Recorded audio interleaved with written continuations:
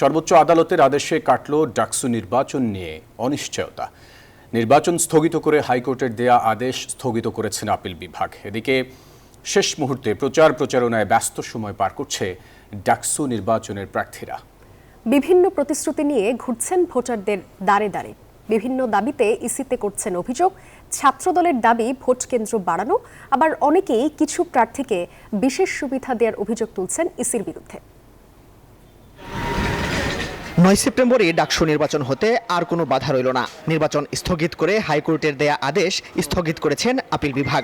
বুধবার ঢাকা বিশ্ববিদ্যালয়ের আইনজীবী অ্যাডভোকেট মোহাম্মদ শিশির মনির জানান, সর্বোচ্চ আদালতের আদেশে প্রার্থিতায় আর কোনো বাধা রইল না শিবির সমর্থিত জিএস প্রার্থী SM ফরহাদের। ডাকসু নির্বাচনের উপর স্থগিতাদেশ দিয়েছিলেন, এটি অনারেবল জাজ ইন চেম্বার স্টে করে দিয়েছিলেন।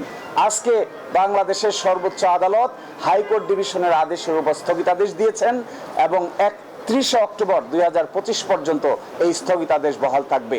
এর অর্থ হলো এটা ৯ সেপ্টেম্বর ২০২৫-এ উৎসব মুখর পরিবেশে ডাকসু নির্বাচন অনুষ্ঠান করার ক্ষেত্রে আর কোথাও কোনো আইনি বাধা থাকলো না।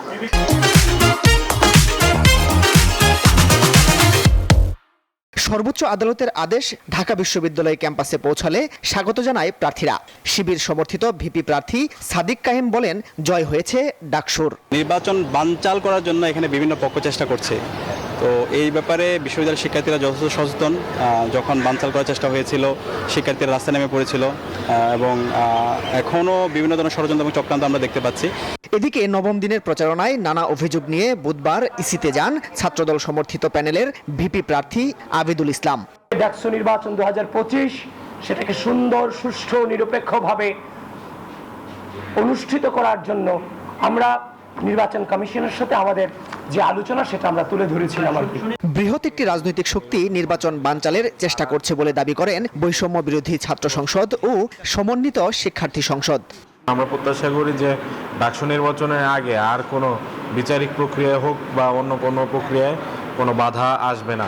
তবে সুষ্ঠু নির্বাচন করতে সিসি ক্যামেরা স্থাপন সহ নানা উদ্যোগ নিয়েছে নির্বাচন কমিশন। সেই দাবিগুলো আমরা নিয়েছি।